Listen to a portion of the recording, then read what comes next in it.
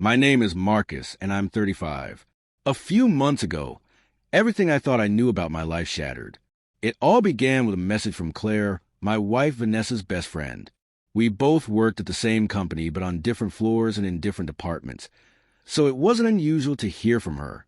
Still, when she asked to meet after work and said it was urgent and personal, I didn't expect much. Maybe she needed advice or a favor. I agreed, unaware that my world was about to implode. Claire was already at the cafe when I arrived. Her eyes were red and puffy, and she looked like she hadn't slept in days. The moment I sat down, she broke down. I waited in tense silence while she tried to collect herself, heart pounding. Then she looked at me and said the words that turned everything upside down. "I'm so sorry, Marcus, but you need to know the truth. Vanessa's been having an affair with my husband." I sat there in shock. Claire's voice trembled, but she pushed forward, desperate to get everything out. The affair had been going on for nearly 4 years, almost since the time Vanessa got pregnant with our daughter, Ava. Ava, who's 3 now, who has my eyes, or so I believed. Claire said her husband had confessed when she confronted him. All of it.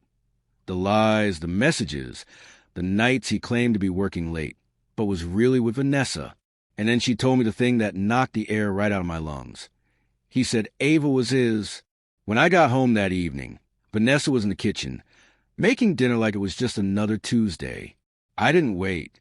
I asked her straight out if she had been cheating. She looked confused, even offended at first.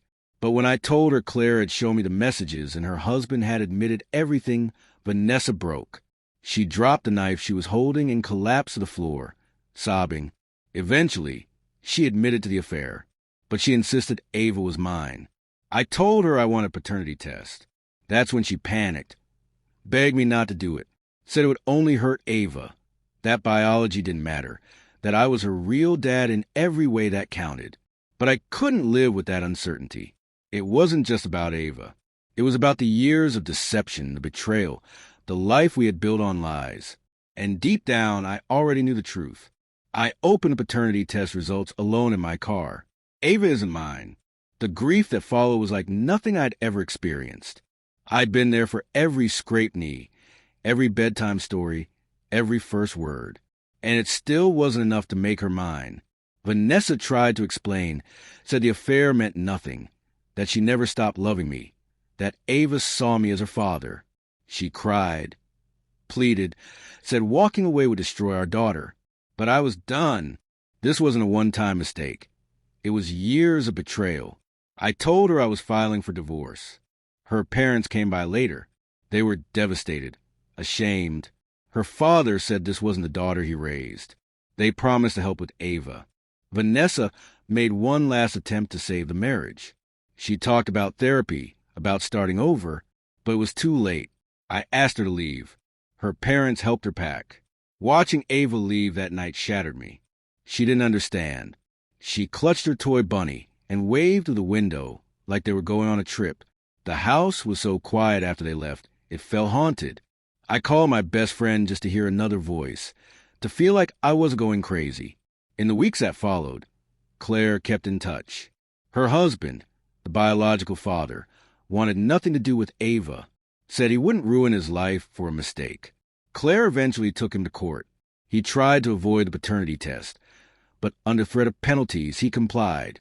The results confirmed everything. The court removed my name from Ava's birth certificate and declared him the legal father. He still refused to be involved, but at least now he's paying child support. I've stepped back from Ava's life. I get the occasional update from Vanessa's parents. Photos, short messages. She just started preschool. I can see she's happy. For now. But I know the questions will come someday. I don't know what I'll say when they do. The divorce finalized quietly. No custody battle. No drawn-out drama. Just a clean legal break. But emotionally, it's anything but clean. I think about Ava every day. I started journaling again, something I hadn't done since college. Late at night, when the silence is too loud and the ache in my chest won't let me sleep, I write. I write about the way she mispronounced spaghetti, how she always insisted on mismatched socks. I write about what it felt like to be called daddy, even if it wasn't real, Those memories cling to me like a phantom limb. I started therapy. Janine, my therapist, doesn't rush me. She listens, even in silence. She told me I'm grieving not just a child or a marriage, but an identity, a future I believed in. She's right. About 6 weeks after the divorce, Vanessa came to my door. I almost didn't open it. She looked worn down, hollow. She didn't come to beg or argue, just to apologize for everything. She said Ava still calls me daddy, still keeps a photo of us by her bed. One of those cheesy mall booth pictures. Both of us in sunglasses, making silly faces. I didn't know what to say, so I just nodded. She handed me a small envelope. Said if I ever wanted to write to Ava, there was no pressure, just the option. I kept it. Haven't used it. A few weeks ago, I ran into Claire at the grocery store. We stood awkwardly by the canned soup aisle, unsure what to say. But eventually it just clicked again. Two people who weathered the same storm. She said she's doing better. Her ex moved out of state. She's back in school, starting over. We got coffee just as friends. It felt normal. For a moment, life felt lighter. Sometimes I wonder if I'll ever love again. Right now, I'm not ready. Still too broken, too full of ghosts. But I'm not shutting the door forever. Ava is growing. I see it in the photos. She's thinner now, her baby fat fading. Her hair is longer, usually in braids. One photo showed her painting with her hands, a joyful mess smeared across the canvas and her cheeks. She looked happy. Maybe that's enough for now. I don't know if I'll ever be part of her life again. Maybe someday she'll come looking for answers. Maybe then I'll be ready.